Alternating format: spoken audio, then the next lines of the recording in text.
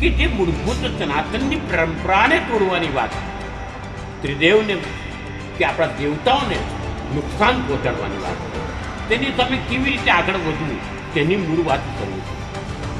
અને બીજી વાત, આજે નિષ્કર્ષનો સૌથી મોટો કમિટીએ નક્કી કર્યું તે પ્રમાણે બહુ જલ્દી, એટલે કે આ અઠવાડિયામાં જ અમે લોકો 14 ફિરકાઓ, 14 ફિરકા શબ્દ વાપરું છું, સમજી લેજો.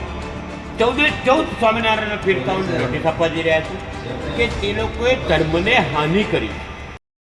સનાતન ધર્મ અને સ્વામિનારાયણ સંપ્રદાય આમને સામને છે. દેવી દેવતાઓના અપમાન મુદ્દે હવે સનાતનીઓ સ્વામિનારાયણ સંપ્રદાયના 14 ફિરકાઓને નોટિસ ફટકારશે, જ્યાં સ્વામિનારાયણ સંપ્રદાય દ્વારા સનાતન દેવી દેવતાઓના અપમાનના મામલે ફરી એક વખત ચર્ચા શરૂ થઈ છે.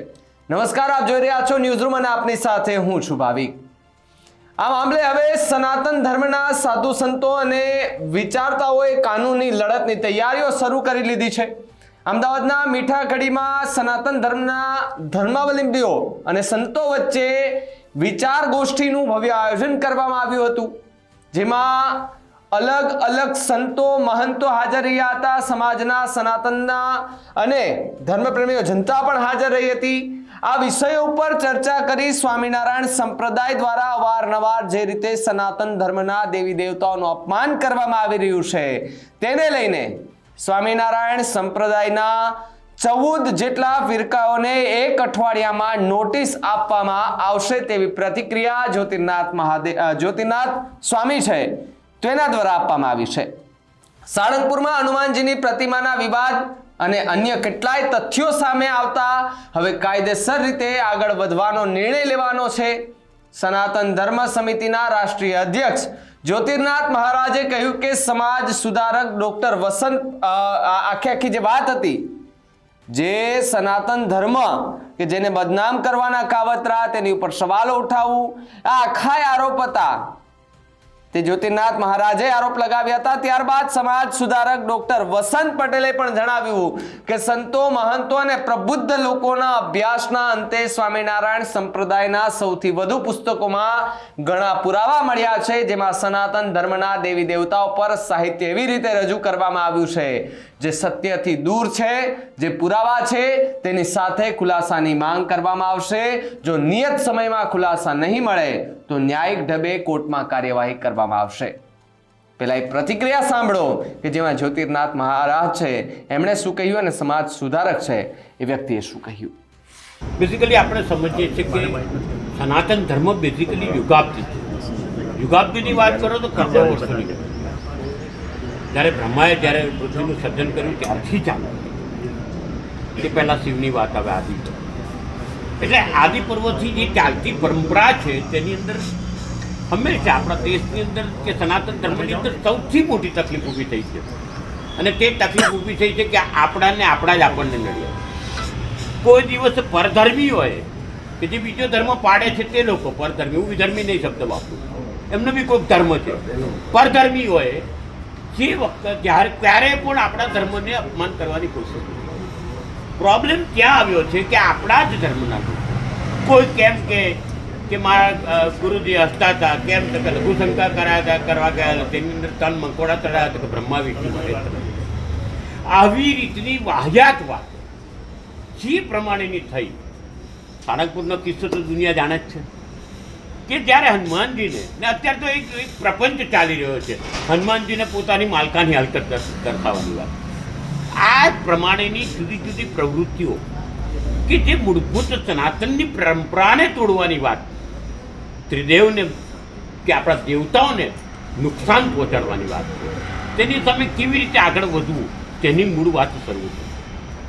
અને બીજી વાત, આજે નિષ્કર્ષનો સૌથી મોટો કમિટીએ નક્કી કર્યું છે તે પ્રમાણે બહુ જલ્દી, એટલે કે આ અઠવાડિયામાં જ અમે લોકો 14 ફિરકાઓને, 14 ફિરકા શબ્દ વાપરું છું, સમજી લેજો. 14 સ્વામિનારાયણ ફિરકાઓને નોટિસ આપવા જઈ રહ્યા છે કે તે લોકોએ ધર્મને હાનિ કરી છે, સનાતન ધર્મને હાનિ કરી છે. પુસ્તકોમાં વેદોની બાળ વાર્તાઓની વાતો લઈ એમના પાત્ર ગોઠવી દીધા અને ઘનશ્યામ પાંડેને સર્વોપરી બતાવવાની કોશિશ કરી. આ ઘનશ્યામ પાંડેને સર્વોપરી તમે માનો એનો વાંધો નથી, પણ સનાતનના દેવતાઓનું જે અપમાન જે સમગ્ર સૃષ્ટિની પરંપરા છે, જે દરેક ધર્મએ સ્વીકારી છે કોઈને કોઈ રીતે, પછી એ કોઈ પણ ધર્મ હોય, પણ મૂળભૂત પરંપરા તો એ જ છે.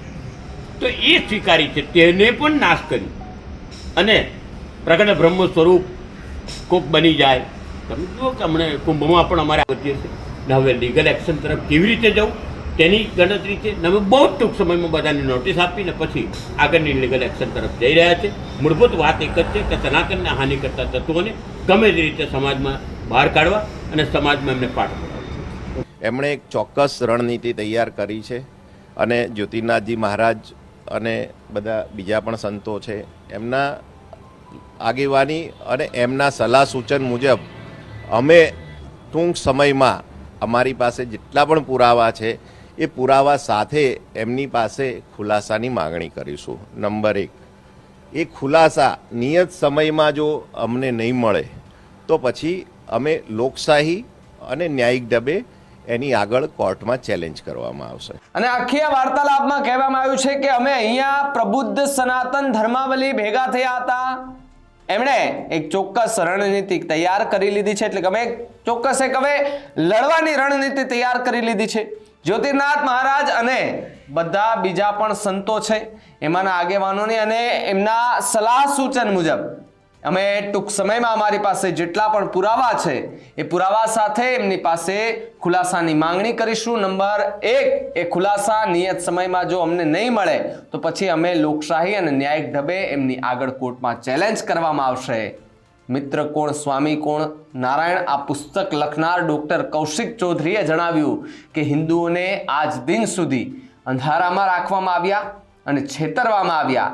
જ્યારે સ્વામિનારાયણ સંપ્રદાયના એ પુસ્તકો જોયા તો તેમાં પંચદેવ વિશે ઘણું જેમ તેમ લખેલું છે ને અરબી સમાજમાં સાથે અલ્લાહવાળી જે વાત કરવામાં આવી છે તેવી વાત હિન્દુ ધર્મ સાથે અહીંયા કરવાની કોશિશ કરવામાં આવી રહી છે, આવી કોશિશ કરવામાં આવી રહી છે. તેમનો ઈરાદો ઇસ્લામ વાળો છે પરંતુ સ્વરૂપ ખ્રિસ્તી વાળું છે. એકમાત્ર સર્વોપરી ઈશ્વર વાળો જે આખો કોન્સેપ્ટ છે ઇબ્રાહિમ છે આપણા પાસે નહીં, એવો આપણે અહીંયા પંચદેવને આપણે પણ ઈશ્વર એક જ છે, પણ બ્રહ્મ નિરાકાર અને જ્યારે સાકાર રૂપે વ્યક્ત થાય છે તો 5 ઈશ્વર રૂપે પ્રાપ્ત થાય છે કે પાંચોના શક્તિઓ છે તેમના પાંચો દ્વારા પરબ્રહ્મ સુધી આવો એમણે અહીંયા સર્વોપરી ઈશ્વર એકમાત્ર કરી દીધા છે. એટલે કે હવે આખો વિવાદ છે એ સનાતન ધર્મના એ સાધુ સંતો છે તે હવે સ્વામિનારાયણ સંપ્રદાય સામે લડી લેવાના મૂડમાં જોવા મળી રહ્યા છે.